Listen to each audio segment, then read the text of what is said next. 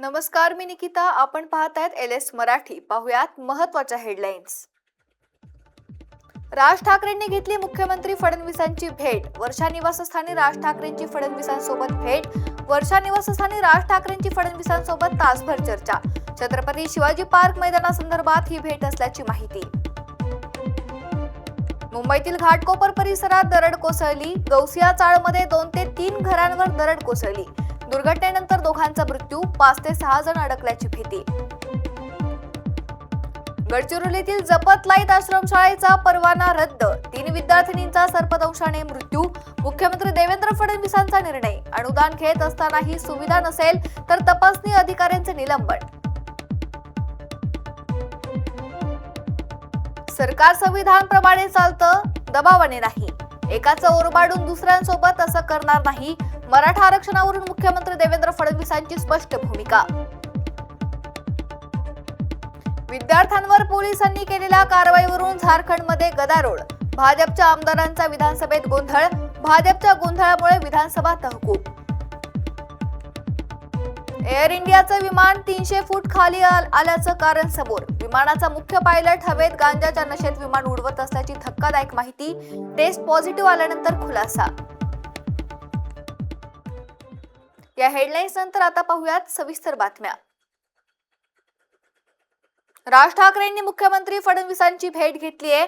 राज ठाकरेंकडून वर्षा निवासस्थानी फडणवीसांची भेट घेतली आहे. राज ठाकरेंनी फडणवीसांसोबत तासभर चर्चा केली आहे. छत्रपती शिवाजी पार्क मैदानासंदर्भात भेट घेतल्याची माहिती समोर आली आहे.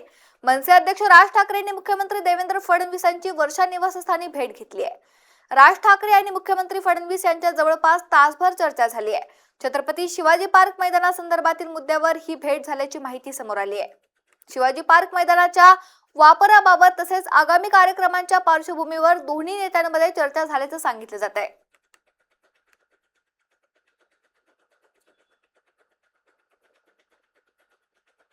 जालन्यातील घनसावंगी तहसील कार्यालयात हैदराबाद गॅजेटनुसार एकाच दिवशी जवळपास 78 कुणबी प्रमाणपत्रांचं वाटप करण्यात आलंय. SDM अंबड आणि तहसीलदार यांच्या उपस्थितीत या प्रमाणपत्रांचं वाटप करण्यात आलंय. यावेळी घनसावंगी, राजा टाकळी आणि कुंभार पिंपळगाव येथील कुणबी प्रमाणपत्र प्राप्त झालेल्या लाभार्थ्यांची उपस्थिती होती. पात्र लाभार्थींना कुणबी प्रमाणपत्रांचे वितरण करण्यात आल्यानं लाभार्थ्यांमध्ये समाधानाचं वातावरण पाहायला मिळालंय. कुणबी प्रमाणपत्र मिळालेल्या मराठा समाज बांधवांशी बातचीत केली आमचे प्रतिनिधी अजय गाढे यांनी.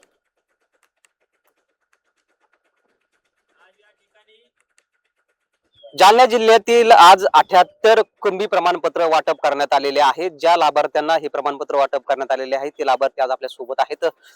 काय सांगणार दादा, काय भावना आहेत? आज तुम्हाला कुणबी प्रमाणपत्र मिळाले आहे, कसा आनंद वाटतो?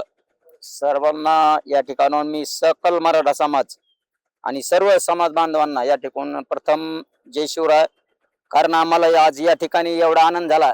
गेले 3 वर्षापासून आम्ही या प्रमाणपत्रासाठी, आरक्षणासाठी जे मनोजदादा जरांगे पाटील यांच्या सोबत कायम लढत आहोत आणि दादा आज पण लढतात. जे आज आम्हाला हे प्रमाणपत्र मिळालेत की हा प्रमाणपत्राचा आनंद आम्हाला आज आमच्या भविष्यासाठी, पुढे आमच्या लेकराबाळाच्या भविष्यासाठी हा अत्यंत मोलाचा आज हे प्रमाणपत्र आहेत आणि ते आज आम्हाला मिळाले आहेत. कारण हा संघर्ष खूप मोठा आहे. त्यामधून आज आमचं कुठेतरी समाधानकारक आम्हाला असं वाटतं की आज आम्ही ज्या कामामध्ये घुसलो त्याचं आम्हाला काहीतरी चीज झालेलं आहे आज या ठिकाणी. आणि हे सर्व श्रेय आमचं माननीय संघर्ष योद्धा मनोजदादा जरांगे पाटील यांचं आहे. त्यामुळे आम्हाला या ठिकाणी भरपूर असा काही आनंद झालेला आहे आज. एकूणच आपण पाहिलं तर आज जालना जिल्ह्यातील घनसावंगी तालुक्यातील 78 मराठा समाज बांधवांना कुणबी प्रमाणपत्राचं वाटप करण्यात आलेलं आहे आणि त्यामुळे मोठ्या प्रमाणामध्ये या समाज बांधवांमध्ये आनंदाचं वातावरण आपल्याला एकंदरीतच पाहायला मिळत आहे. अजय गाढे, LS मराठी, जालना. यानंतर बातमी आहे गडचिरोलीमधून. गडचिरोलीच्या मुलचेरामध्ये 3 वर्ष उलटली तरी कोट्यवधी रुपयांच्या नवीन इमारतीचं बांधकाम सुरू आहे. मुलचेरा तालुक्यातील आदिवासी विद्यार्थ्यांच्या नशिबी अजूनही जुनीच इमारत आहे. शासकीय आश्रमशाळेच्या नवीन इमारतीचं भूमिपूजन 20 मे 2023 ला झालं होतं. 21 महिन्यात काम पूर्ण करण्याचं नियोजन असतानाही 3 वर्षानंतर ही इमारत विद्यार्थ्यांसाठी खुली झाली नाहीये. याचा आढावा घेतलाय आमचे प्रतिनिधी महेश गुंडेट्टीवार यांनी.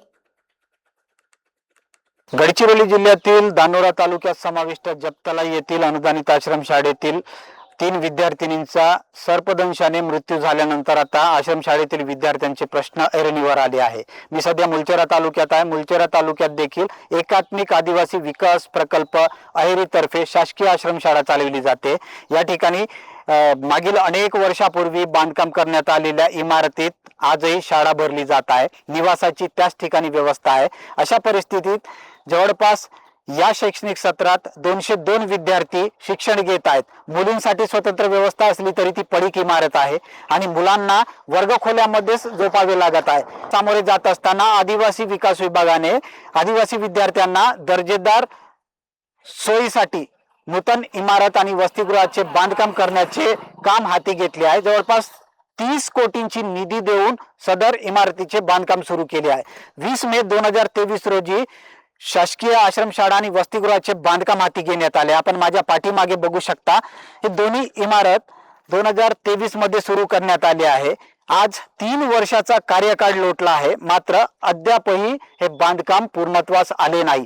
त्यामुळे जवळपास 202 विद्यार्थ्यांना पडीक इमारतीमध्ये शिक्षण घेण्याची नामुष्की ओढवली आहे. अशा परिस्थितीत धानोरा तालुक्यातील घटनेनंतर तरी सदर इमारतीचे बांधकाम पूर्ण करून त्या विद्यार्थ्यांना नवीन इमारतीत शिफ्ट करणार का, असा प्रश्न या निमित्ताने उपस्थित होता. आता बातमी आहे उल्हासनगरमधून. उल्हासनगरमधून हद्दपार करण्यात आलेले जीन्स धुलाई उद्योग आता ग्रामीण भागात अनधिकृतपणे सुरू असल्याचा आरोप आहे.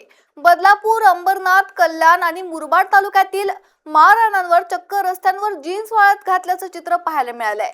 उद्योगांमधून निघणारं रासायनिक सांडपाणी कोणतीही प्रक्रिया न करता वालधुनी, उल्हास आणि काळू नदीत सोडलं जात असल्याचा आरोप आहे. उल्हास नदीचं पाणी ठाणे जिल्ह्यातील लाखो नागरिकांना पुरवलं जातं. त्यामुळे या प्रकारामुळे नागरिकांच्या आरोग्यासोबतच पर्यावरणाचाही प्रश्न निर्माण झालाय. महाराष्ट्र प्रदूषण नियंत्रण मंडळातर्फे जे जीन्स वॉश उद्योग जे इनलिगल आहे, जे त्याबाबत मंडळाकडून कारवाई सुरू आहे. काही जीन्स वॉश उद्योगांना आपण बंदचे आदेश सुद्धा दिलेले आहेत आणि त्याची परत आपण MSCB ला दिलेली आहे, जेणेकरून ते MSCB त्याची विद्युत. राष्ट्रसंत तुकडोजी महाराजांना भारतरत्न देण्याच्या मागणीसाठी अमरावतीच्या तिवसा तहसील कार्यालय परिसरात बेमुदत अन्नत्याग आणि साखळी उपोषणाला सुरुवात करण्यात आली आहे. गेल्या 4 दिवसापासून हे अन्नत्याग आंदोलन सुरू आहे. राष्ट्रसंतांना भारतरत्न एकच लक्ष्य असा निर्धार यावेळी व्यक्त करण्यात आलाय. यावेळी ज्येष्ठ नागरिकांनी देखील या आंदोलनाला पाठिंबा देत सहभाग दर्शवलाय.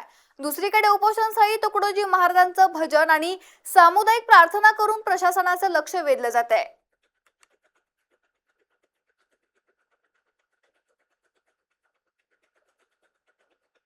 शब्दात त्यांची प्रार्थना केली. मी मनात ध्यान केलं. ध्यान प्रार्थना रोज दररोज करतो म्हणून माझ्या मनात मी ते ठसले आणि त्यांचे विचार माझ्या मनात चांगलेच पटले. म्हणून मला असं वाटतं की महाराजांना भारतरत्न पुरस्कार. आता या सविस्तर बातम्यानंतर घेऊयात महत्त्वाच्या घडामोडींचा आढावा वेगवान घडामोडींमध्ये. जालन्यातील बदनापूरच्या बावणे पांगरी परिसरात 5 एकर कपाशीवर शेतकऱ्याने फिरवला ट्रॅक्टर. पिकावर रोगाचा मोठ्या प्रमाणात प्रादुर्भाव झाल्यानं शेतकऱ्याचा निर्णय. पुणे महापालिकेकडून जाणीवपूर्वक त्रास दिल्याचा अभिनेत्री उषा चव्हाणांचा आरोप. न्यायालयाचा निर्णय असतानाही महापालिकेकडून मानसिक त्रास. एकनाथ शिंदेंच्या भेटीनंतरही प्रश्न मार्गी लागेना. 5 ते 6 दिवसाच्या विश्रांतीनंतर बुलढाण्यात पावसाची दमदार हजेरी. शेतकऱ्यांमध्ये समाधानाचं वातावरण. वाशिम जिल्ह्यात 1100 मेट्रिक टन युरियाचा संरक्षित साठा खुला. शेतकऱ्यांच्या भटकंती आता थांबणार. परभणीत पिसाळलेल्या कोल्ह्याने 4 जणांना चावा घेत जखमी केल्याची घटना. घटनेमुळे परिसरात भीतीचं वातावरण. कोल्ह्याचा बंदोबस्त करण्याची ग्रामस्थांची मागणी. शिरूरच्या जातेगावमध्ये बिबट्याच्या कुत्र्यावर हल्ला. घटना सीसीटीव्ही कॅमेऱ्यात कैद. परिसरात भीतीचं वातावरण निर्माण. वन विभागाने बिबट्याला बंदोबस्त करावा, ग्रामस्थांची मागणी. परभणीच्या परळी पूर्णा पॅसेंजरच्या डब्यात अचानक धुराचे लोट. पोखर्णी रेल्वे स्थानकात धूर निघाल्याने प्रवाशांमध्ये भीती. सिगरेट किंवा ज्वलनशील वस्तूमुळे धूर निघाल्याचा प्राथमिक अंदाज. बारामतीमध्ये पुरंदर तालुक्यातील कोळविहिरे येथे 10 वर्षीय मुलीवर लैंगिक अत्याचार केल्याचा प्रकार समोर. 60 वर्षीय आरोपीला अटक. पोक्सो अंतर्गत गुन्हा दाखल. पालघरमध्ये वाहत्या पाण्याच्या प्रवाहातून मृतदेह घेऊन जातानाचा धक्कादायक व्हिडिओ समोर. पालघरच्या धुलंदवाडी येथील घटना. नदीपात्रात साखो बांधण्याची धुलंदवाडी ग्रामस्थांची मागणी. पालघर सामूहिक लैंगिक अत्याचाराने हादरलं. मित्रासोबत फिरण्यासाठी गेलेल्या तरुणीवर 6 जणांकडून सामूहिक लैंगिक अत्याचार. 3 आरोपींना अटक तर 3घांचा शोध सुरू. या होत्या महत्त्वाच्या घडामोडी. पाहत रहा LS मराठी.